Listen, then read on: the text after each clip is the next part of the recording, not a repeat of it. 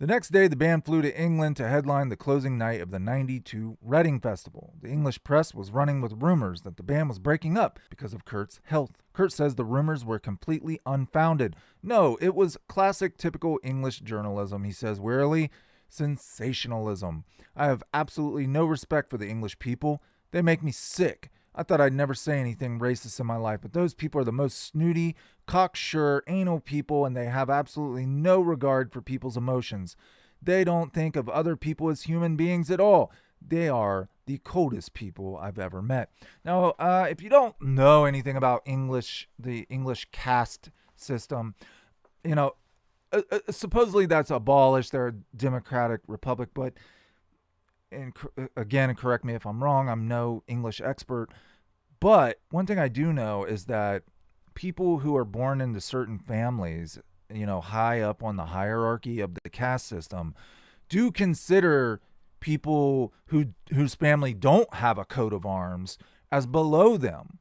To this day, there's still this weird social caste system where even if you're born lowly and you're not born into a noble family in Britain, even if you become rich and famous, you are still considered below those who have titles and land. And yeah, it's just the whole nepotism, right? Kurt had personally programmed the bill for that day, purposely leaving out lame-ass limey bands the festival organizers originally balked at, including the Melvins and Screaming Trees. So the Melvins and the Screaming Trees get to play the '92 Reading Festival because Kurt demands it, not because they wanted them there. Again, Mark Lanigan being one of Kurt's good buddies, but threatened to pull out of the festival if they weren't included. Also on the all-day bill were old friends like L7, Mudhoney, and Eugenius, as well as Pavement. That's a great band that didn't get a lot of recognition. If you've never listened to Pavement, they were a great 90s grunge band. Nick Cave and the Bad Seeds, and the uproarious ABBA tribute band Bjorn Again. It rained all day and festival goers wallowed in the traditional Reading mud bath. At last it was Nirvana's turn to play. Kurt rolled out onto stage in a wheelchair and wearing a hospital gown. You've all probably saw that footage as a poke at all the rumors about his bad health. Yet, less than a week before, he had vomited and then passed out into a cot as his daughter was being born. The day before, he had contemplated K'ing himself. At any rate, Nirvana played a glorious show, an 8 on a scale of 10. It was Everett True, by the way, who rolled him out in that wheelchair, the '92 Reading Festival. Kurt stood up and started singing, "Some say love, it is a river." Fell back like it was just a big sarcastic F you to all the publications who were writing about him. Tens of thousands of English voices turned virtually every song of the hour and a half set into a gigantic sing-along. The band played with staggering power. Rumors of Nirvana's demise had been greatly exaggerated. Still, the controversy surrounding the band would not go away. The two main UK music weeklies arranged for cover stories on the band at the time of the European Makeup Tour earlier that summer. Melody Maker agreed to run their piece by the band's longtime friend and supporter, Everett True, just after the interviews took place, while the NME agreed to run their piece to coincide with Reading 6 weeks later. Nirvana also required that the piece be written by Keith Cameron, who had developed a good relationship with the band through doing profiles on them ever since the Sounds cover story back in the summer of '90. While Everett True, had glibly skirted around the controversies in the NME, Cameron confronted the myriad of rumors with the wounded tone of a disillusioned fan, which is precisely what he was. After interviewing the band at a show in Valencia, Spain, Cameron wrote that the band, or at least Kurt, had begun to behave like the self-indulgent dinosaurs they had disdained and displaced, missing sound check for unexplained reasons, making themselves, page turn, difficult to be interviewed and photographed, and very likely doing hard drugs. The piece ran through the litany of drug-related rumors, many of which, as it turns out, were not far off the mark. They'd begun to blow it all via Smack, the biggest sucker punch of the lot. Cameron wrote, From nobodies to superstars to fuck-ups in the space of 6 months. That had to be a record, Cameron wrote that when he asked about the heroin rumors, Kurt made him check his arms for needle marks. Of course, there were none because he was on methadone at the time. But the real target of the piece, with its "Love Will Tear Us Apart" headline, was, of course, Courtney Love, right where she wants to be, in a fucking headline. The piece quotes one crew member who referred to Courtney as the Wicked Witch of the West, while someone else on the tour recalled Kurt as being a nice guy. BC, before Courtney. Cameron even laid into Janet Billig, who had recently joined Gold Mountain to work with Nirvana and Hole. Her role on this tour is like a cross between wet nurse and human sponge, wrote Cameron, indulging whims and soaking up all of Courtney's excess bullshit. Courtney, Cameron concluded, is a grade A pain in the arse. The band was on the verge of breaking up, and it was all her fault. Cameron bumped into Kurt and Eric Erlandson at the traditional post-show wingding at the Ramada Hotel in Reading. Kurt scolded him for the piece, then Erlandson poured a glass of vodka and lime juice on his head. They walked away, leaving Cameron literally to cry on the shoulder of NME photographer Steve Double. I wrote what I thought was a sensitive piece, he says. Cameron remains persona non grata with the Nirvana camp. If there's any sense of me feeling betrayed in any way by Nirvana, which there really probably isn't, it's the reality as I discovered it on that day in Spain, says Cameron. This was a band that totally inspired me. They'd been the most meaningful musical event in my life ever. And they became this cliche that your favorite bands just don't do. At least not mine. I was shocked at that reality. As they say, stare long enough into the abyss stares back into you, so on and so forth. Kurt becomes what he hated. Days later, Nirvana played the '92 MTV Video Music Awards show. The band was told they could play whatever song they wanted during their performance, which would kick off the ceremonies. At soundcheck the day before the show, the band played a then unrecorded song called Army and another new song provisionally entitled New Poopy. New Poopy, okay. The next day, perhaps because of the title of Army, perhaps because it wasn't a hit, perhaps because the show's organizers thought they had made a deal with Gold Mountain, MTV insisted that Nirvana play Teen Spirit. Hours before showtime, Nirvana decided they weren't going to play. And this is something Kurt loved to do. He loved to mess with the higher-ups, right? In the end, he would always deliver. I think a big part of that was, he did enjoy being famous, and he didn't want to upset his fans, There's probably a variable of reasons why he would mess with people. Then the band began to ponder the repercussions of the move. MTV could fire their best friend and ally at the channel, programmer Amy Finnerty, if she didn't manage to convince them to appear, and could blackball other Gold Mountain acts, including Sonic Youth and the Beastie Boys, and perhaps even other acts on Geffen DGC. Suddenly, Nirvana found themselves forced into the world of high-stakes corporate rock, and they had to deal with the situation in a matter of hours. Then, MTV said it was Teen Spirit or Lithium or else. We didn't want to fuck everything up for everyone, so we decided to play Lithium, Kurt says. Instead of bowing out and keeping our dignity, we decided to get effed in the ass. It would have hurt us worse than it would have hurt them if we actually had gone through with it. So basically MTV threatens to blackball their friends, right? And for people that they like to lose their jobs. So they decide, okay, we're not going to play Teen Spirit, but we will play Lithium. It could have been concocted. Amy Finnerty did work for MTV. She could have used her friendship with the band to manipulate them and say, oh, they're going to fire me if you don't do this or that. We'll never know what the truth is about that. But it makes sense to me now how Bikini Kill's Kathleen Hanna ended up with one of the Beastie Boys. Apparently the Beastie Boys were also controlled by Geffen and Gold Mountain, so they would have known Sonic Youth, they would have known Nirvana. Yeah, it makes total sense now how that couple ended up getting together. I always wondered. Once they got on stage for the live telecast, Kurt sang and played the first few bars of Army, just to give them a little heart palpitation. And now for all your lawn care needs, it's Nirvana! Wait.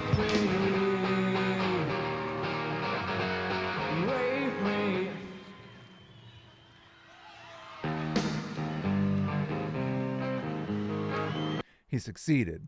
As soon as Kurt started playing the offending song, MTV BP Judy McGrath let out a startled little scream and dashed toward the control room.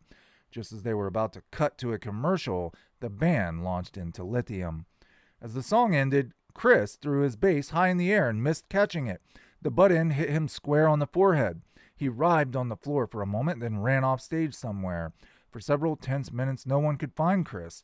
Was he staggering deliriously around the Universal lot? Was he lying unconscious somewhere? Eventually, Alex McLeod found him. He was lounging in the ready room with an ice pack on his head and a champagne bottle in his hand, chatting with former Queen guitarist Brian May. Dave Grohl actually talked about that on, I won't show it, but an old interview Dave did. He talked about finding Chris after he had damn near knocked himself out talking with Brian May in a green room. The band didn't want to go on stage to accept the award for Best Alternative Music Video, so it was Kurt's idea to have a Michael Jackson impersonator come up and accept it for them.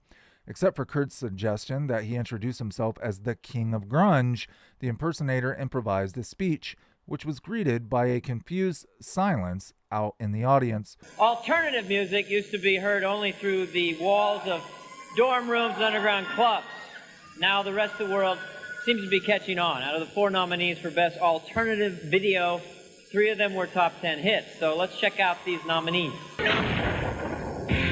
Nirvana for Smells Like Teen Spirit.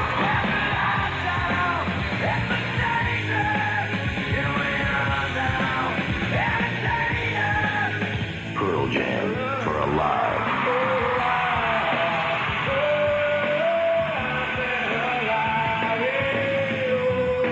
Red Hot Chili Peppers for Give It Away.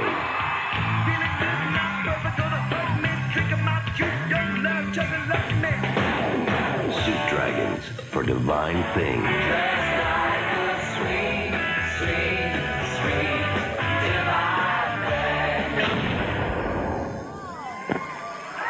All right, the winner is Nirvana, Smells Like Teen Spirit.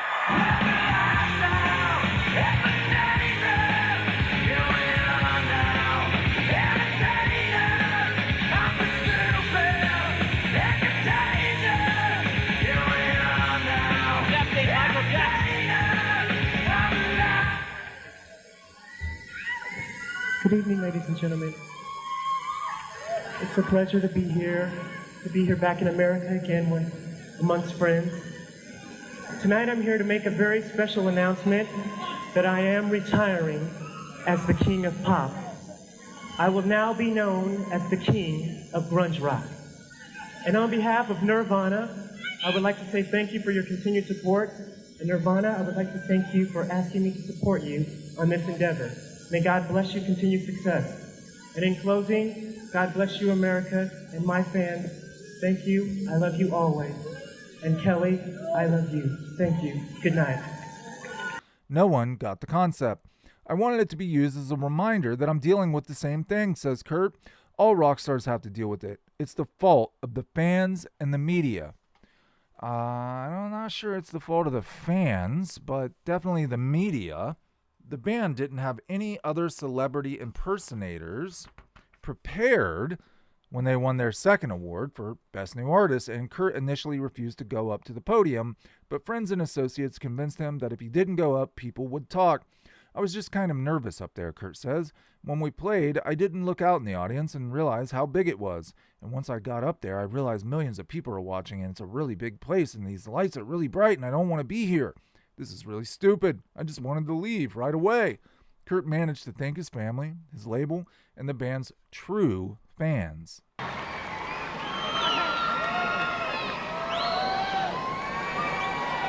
like to thank my family and our record label and our true fans. And you can't believe everything you see in here now, can you? you know, it's really hard to believe everything you read. Then he paused a moment, fixed the camera with a soulful gaze, smiled, and said, "You know, it's really hard to believe everything you read. These days, it's hard to believe anything you hear, let alone what you read."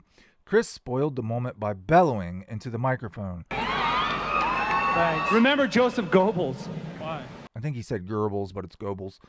But Kurt had made his point, even though most people in the audience had no idea how much it meant to him. Joseph Goebbels was a Nazi propagandist before and during World War II. But the day was far from over. Also on the bill was Pearl Jam, whom Kurt had been skewering in the press for months, although he jokingly denies there had been a full-blown feud. "No, I just happened to express my feelings toward their music, that's all," he says with a little smirk. But it wasn't just their music. Kurt felt that the band was a bunch of hypocritical sellouts. Really? That's weird. I mean, they're basically doing the same thing Nirvana was doing. Two members of Pearl Jam, Stone Gossard and Jeff Ament, had been in... Oh, okay, yeah, I get it now. This is the story. Stone Gossard and Jeff Ament had been in the band Green River, which was like this band signed to Sub Pop, who everybody thought was going to be the big Sub Pop band, right? The first band to put out a record on Sub Pop. Kurt's friend, Mark Arm, had quit the band and formed Mudhoney because he felt that it was going in an overtly commercial direction, largely because of Ament, who was among the first of the early Sub Poppers to openly declare he wanted to be a professional musician, meaning he wanted to be famous. I know for a fact that at the very least, if not Stoney, then Jeff is a definite careerist, a person who will kiss ass to make sure his band gets popular so he can become rich, Kurt claims. And Jeff Ament was also a jock, an all-state basketball player in his native Montana. Jocks have completely taken over music, carps Kurt. That's all there is nowadays is muscular bicep Marky Mark clones. Well, that was Nirvana, the band who put Seattle and grunge back on the map, the band who put the smell back into the rock and roll armpits, and a band who loved to destroy live shows. We're bringing this to you live on the 1992 MTV Video Music Awards. We don't hang around. What are you doing, Steve Lane, backstage? And I got 2 words for you, Pip. Marky Mark. It's pretty scary. And just to get back at them, I'm going to start playing basketball. Pearl Jam had assumed the look and some of the sound of grunge rock, or just enough to ride the commercial wave. It was a calculated and highly successful attempt to dress up the same old corporate rock in tattered flannel shirts and Doc Marten boots. Also, the band's label spent enormous amounts of money in promoting a band with no indie-style grassroots following. It was another case of major labels burrowing the indie rock revolution with money. All this annoyed Kurt to no end. He began sniping at Pearl Jam in the press. I guess he was right then. Yeah, he's right. They are sellouts. Right from the get-go. They had no... Nirvana was grassroots, man. They did their underground tours. They... made just enough money to get to the next pub, They built their fan base the old-fashioned way. And Pearl Jam did not. A bunch of money was thrown at them to take advantage of what Kurt created. I totally get it why Kurt would resent them. It's like, I did this. I put in all the hard work. Now you're reaping the benefits, which is what happens with everything, right, in a capitalist society. In the January 1992 issue of Musician magazine, Kurt had declared that the members of Pearl Jam were going to be the ones responsible for this corporate, alternative, and cock rock fusion. I would love to be erased from my association with that band, Kurt said of the band in the April 16 Rolling Stone cover story. I do feel a duty to warn the kids about false music that's claiming to be underground or alternative. They're just jumping on the alternative bandwagon. But by that time, he had decided to at least forgive Pearl Jam's fey but immensely likable singer, Eddie Vedder. I later found out that Eddie basically found himself in this position, says Kurt. He never claimed to be anybody who supports any kind of punk ideals in the first place. Well, you just heard what Kurt Cobain thought of Jeff Ament. He thought he was a sellout, that he was just a jock who put on some rock clothes and rode the wave that Kurt created. Stupid MTV, of course, goes to none other than Jeff Ament after Kurt's death, after his murder, and asks Jeff Ament how he's feeling about Cobain's death. Now, here's the crazy thing. They obviously didn't do their homework, or they'd know that Kurt didn't like Jeff. He wasn't friends with Jeff. Why would you ask Jeff? Jeff says a lot of things, but he never says that he feels bad. He never says he feels sad. It's just kind of what Kurt was talking about, telling the press whatever he thinks they want to hear. Just before their Boston gig, pretty intense thing to deal with. Just even being out here with Mudhoney and kind of being with a group of people that have kind of coexisted with their band for the last, 7 or 8 years. And I'm really thinking about Chris and Dave and kind of the people that were kind of around him. It's pretty intense. I think a lot about Andy and just having dealt with that and Mother Love Bone, and I don't know, it just brings up a lot of kind of sour feelings and emotions, and it's just going to be different. It's just going to be weird, and we're just trying to get through it. It's just a little slice of reality that just doesn't really sit well. I don't really understand a lot of those really extreme emotions, so it's frustrating to me too. It's, not being able to really grasp, what was going through his head. So what I mean when I say I believe Kurt's opinion of Jeff Ament is correct, this reinforces it. What he should have said is, I'm sorry, I wasn't really close to Kurt. The guy didn't even much like me. Maybe you should ask somebody who was actually close to him. He looks at it as an opportunity to do yet another MTV interview, to get his face on MTV. He can't even think of what to say. Like, he's so far removed from any type of reaction that he doesn't even have a reaction because he's not emotionally invested. And he even said, I can't understand those types of strong emotions. I've never heard a genuine, real musician who couldn't understand strong emotion. I think Kurt's right. I think this was just a jock who threw on some rock clothes and rode the wave that he created. And I would have respected him a lot more had he just said, I didn't really know the guy. You probably shouldn't put a 5-minute interview with me on MTV. Why don't you go talk to somebody who actually knew the dude? As Kurt said, he'll kiss ass and say anything to get to where he wants to be. He reminds me of another Courtney Love. Vedder was standing around the backstage area at the MTV Awards show when, out of the blue, Courtney walked up to him and slow danced with him as Eric Clapton played Tears in Heaven. Kurt walked over and butted in. I stared into his eyes and told him that I thought he was a respectable human, Kurt says, and I did tell him straight out that I still think his band sucks. I said, after watching you perform, I realize that you are a person that does have some passion. It's not a fully contrived thing. There are plenty of other more evil people out in the world than him, and he does not deserve to be scapegoated like that, which is where Axl Rose comes in. Hi, Axl! Hi, Axl! Where's Axl? Hi, Axl! Hi, Axl! Backstage, Courtney spotted Rose and called him over to where they were sitting with Francis. Axl, she said, will you be the godfather of our child? With several bodyguards looming behind him, Rose leaned over, his face reddening beneath a thick layer of makeup, and pointed his finger in Kurt's face. You shut your bitch up, or I'm taking you down to the pavement, he screeched. The Nirvana entourage exploded in laughter, except for Kurt, who made as if he was about to hand Francis to Courtney so he could stand up to Rose, but instead he glared at Courtney and said, shut up, bitch, and they all exploded some more.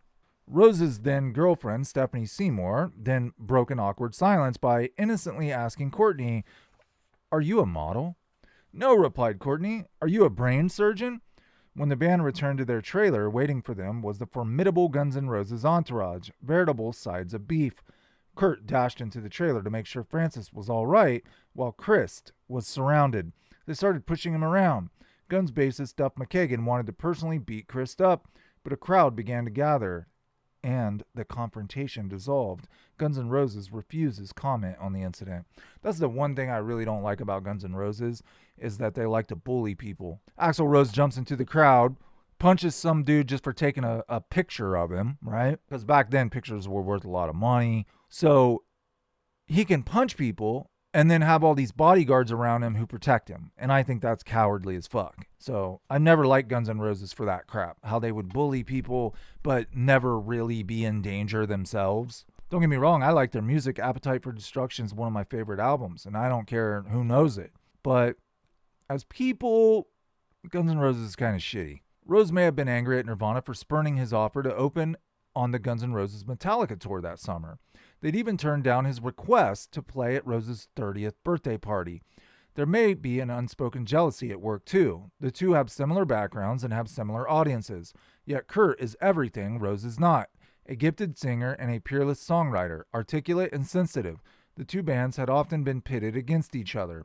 Early on, the English music weekly NME had pronounced Nirvana the Guns N' Roses' It's Okay to Like. Rose definitely had a lot of jealousy going on with Kurt Cobain. We talked about that in a video, probably the most successful video I have on this channel. I've actually thought about making a more definitive version and going into much more detail. But it is rude to ask a band like Nirvana to play at your birthday party. Like if it was a friend, yeah, will you play at my birthday party? Yeah, okay, whatever. But to say I'll pay you $50,000 to come play my birthday party, it's like, dude, they can fill a stadium. Like why? That's like belittling them. You know what I mean? It's like talking down and condescending them. And I'm sure that's the way Kurt took it. Rose was such a fan that he'd even put on a Nirvana baseball hat in Guns N' Roses Don't Cry video, but he just didn't get it. Before a Guns N' Roses show at Madison Square Garden in December 91, the band's cameraman zoomed in on a woman in the audience until they lifted their shirts up, broadcasting the signal to giant video screens around the arena. The mostly male crowd stomped and hooted its approval while the other women in the audience looked embarrassed, disgusted, or giggled nervously. And what was playing during this loudish video rate? My God, they actually used that word? I'm not going to say that. And what was playing during this loudish video? Smells Like Teen Spirit. Yeah, definitely not something Nirvana would do. I've seen that. I've watched a lot of concert footage of various bands and used to be able to buy VHSs and DVDs on bands, and there are a lot of bands who would like very aggressively just point to a woman in the audience and be like, show us your, and then the girl would be like, oh, I have to do. Some of them would do it happily, but others would, you could tell they didn't really want to do it, but it's almost like they're peer pressured, like thousands of people watching them. I could never see myself doing that to someone. Like, get naked. That's like wearing underwear at school, right? Get naked in front of everybody. That's just is a really shitty thing to do to people, to women, I think, personally. I understand why Kurt would hate that, especially with his music playing. Perhaps the enmity comes from the fact that the two bands are competing for roughly the same vast audience of frustrated, damaged kids. I don't feel like I'm competing at all, Kurt says. I've said in public enough times that I don't give a F about his audience, but Kurt and Rose hate each other with an almost brotherly intensity, as if they're flip sides of the same coin. We do come from the same kind of background, Kurt says. We come from small towns, and we've been surrounded by a lot of sexism and racism most of our lives, but our internal struggles are pretty different. I feel like I've allowed myself to open my mind to a lot more things than he has. His role has been played for years, says Kurt. Ever since the beginning of rock and roll, there's been an Axl Rose, and it's just boring. It's totally boring to me. Why it's such a fresh and new thing in his eyes is obviously because it's happening to him personally, and he's such an egotistical person that he thinks that the whole world owes him something. Still, Kurt admits Nirvana could learn a thing or two from Guns N' Roses.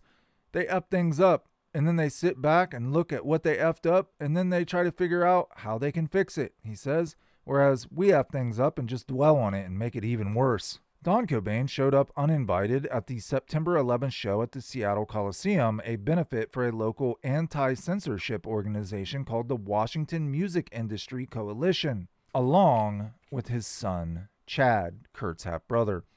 Don got past the ticket takers by showing his driver's license with his name on it. He asked to get backstage, but nobody ever got back to him. So he stood around and waited. Finally, he discovered the room where the after show was gathering. Somebody opened the door, and there he was. So I just walked right in. Kurt introduced his dad to Courtney, Francis, and Chris. Don had already found out that he was a grandfather from an item in the newspaper. Don surveyed the typical backstage scene, the bleak cinder block walls, the hangers-ons, the depressed and dissipated post-concert vibe. I felt sorry for him, says Don. What a life. It didn't look that glamorous to me. Well, it's been a long time, said Don. It had been 7 years. Geez, you look old, Kurt replied. It was really hard, says Don of the meeting. Really, really hard. I asked him if he was happy and stuff, Don says, and he said he was happy, and he said he didn't have much money, and I said, well, are you having fun? He said he was, and I said, well, okay, then.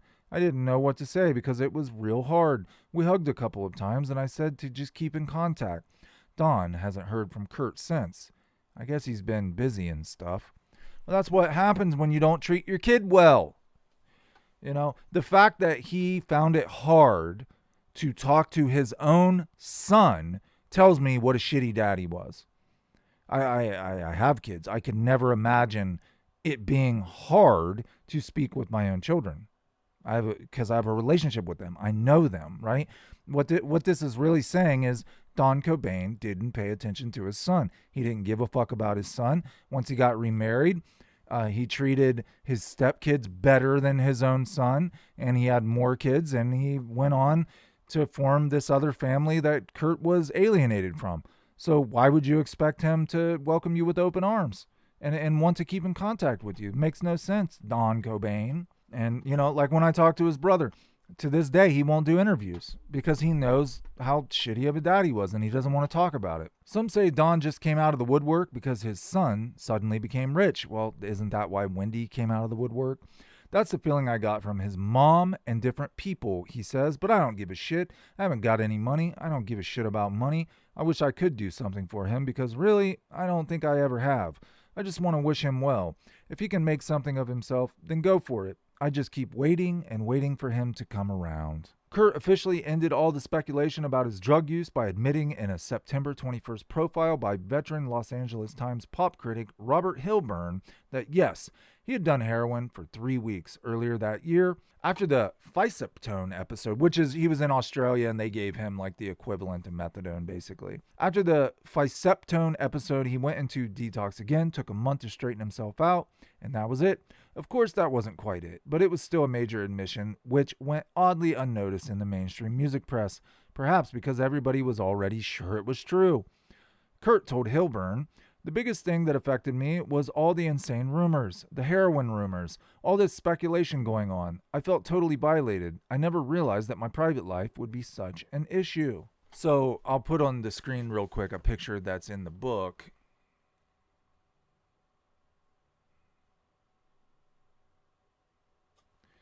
That's obviously not a picture of Francis Bean, but it's probably like National Enquirer or some, gossip publication or something similar to that made it out like Francis was this, it was pretty terrible. Especially when it comes to like pictures of kids, like don't use pictures of people's kids. Like that's the one thing that will get you effed up, that will make you an enemy for life, right? If you go using pictures of children. I understand why Kurt was so angry at these people. Oh, it was the Globe. It says right underneath the Globe article. So yeah, very similar to National Enquirer. The raft of hostile press had only begun with the Vanity Fair article. It continued with things like a horrendous article in the Globe, a supermarket tabloid, which ran a story with the headline, Rockstar's Baby Born a Junkie, along with a disturbing picture of a crack baby. They've got money and fame, but no damn heart, the sub-headline added.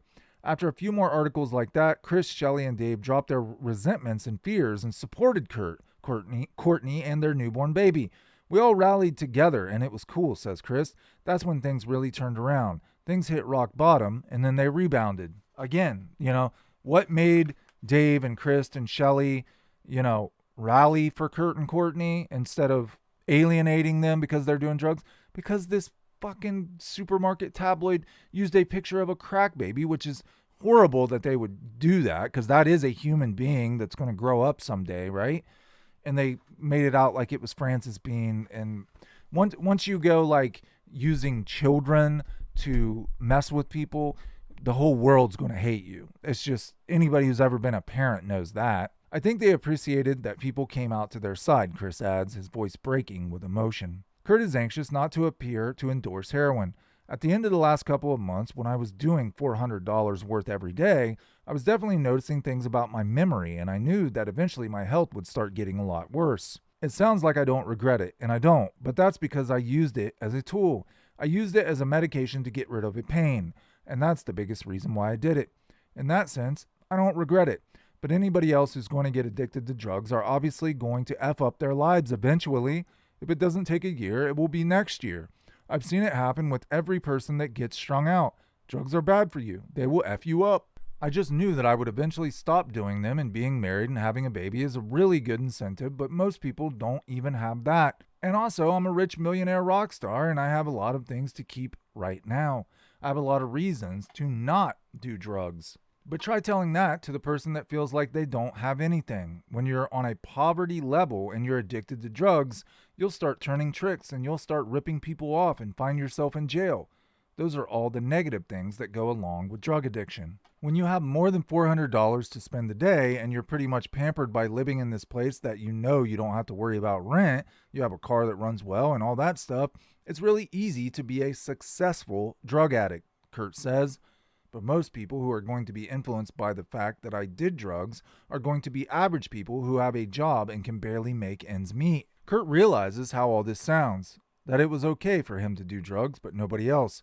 But I'm saying that eventually, if I would have kept doing drugs, I would have lost everything, just like anyone else would have, he says. I was able to be a successful junkie for a year, but if I kept going, I would eventually completely F my body up and ruin every relationship that I had and lose everything.